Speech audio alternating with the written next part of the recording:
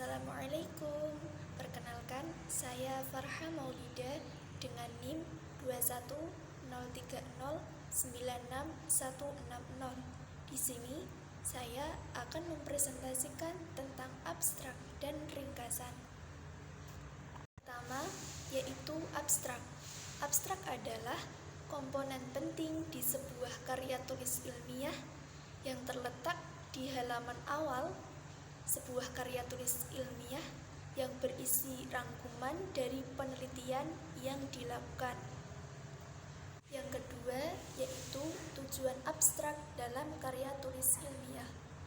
Adapun tujuan abstrak dalam karya tulis ilmiah diantaranya, yang pertama yaitu memudahkan pembaca untuk menangkap inti atau esensi dari karya tulis ilmiah tersebut.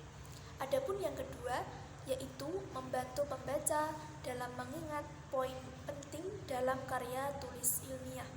Dan yang ketiga, yaitu dijadikan sebagai pedoman pembaca dalam membaca karya tulis ilmiah. Adapun yang ketiga, yaitu tahapan dalam membuat abstrak. Di dalam membuat abstrak, diperlukan tahapan-tahapan sebagai berikut. Yang pertama, yaitu tuliskan latar belakang sebuah penelitian. Latar belakang sebuah penelitian berfungsi untuk menjelaskan topik atau masalah yang dibahas dalam penelitian.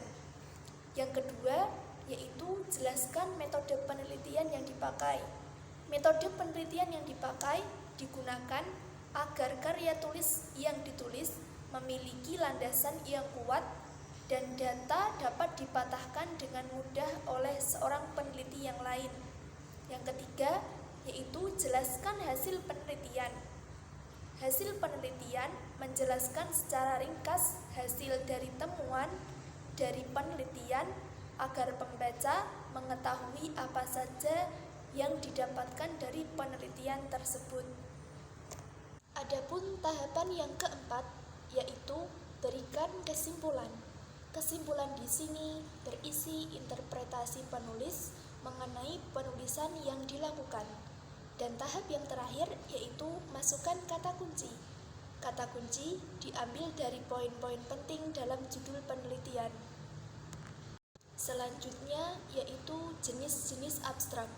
Abstrak dibagi menjadi 4. Yang pertama, abstrak informatif. Abstrak informatif adalah abstrak yang memberikan informasi secara lengkap kepada pembaca. Yang kedua yaitu abstrak indikatif. Abstrak indikatif yaitu abstrak yang menguraikan sebuah masalah dalam karya ilmiah dengan cara yang singkat dan ringkas.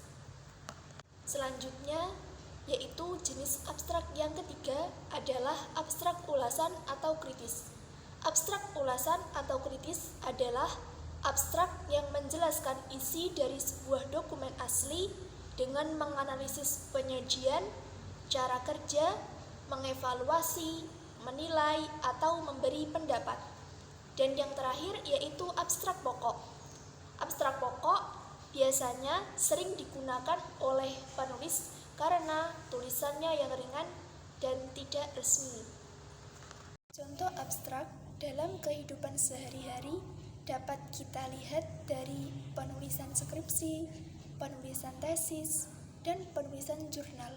Dari ketiga contoh tersebut, abstrak sangatlah penting, dikarenakan abstrak merupakan inti pembahasan dari sebuah penelitian yang dilakukan oleh seorang pengamat. Adapun sub pembahasan yang kedua yaitu tentang ringkasan. Ringkasan adalah penyajian karangan atau peristiwa dalam bentuk yang singkat dan efektif. Berikut ini merupakan ciri-ciri dari sebuah ringkasan. Di antaranya sebagai berikut. Yang pertama yaitu pengungkapan kembali suatu karangan dalam bentuk yang singkat dan padat. Yang kedua yaitu memproduksi kembali apa yang diungkapkan pengarang dalam penulisannya.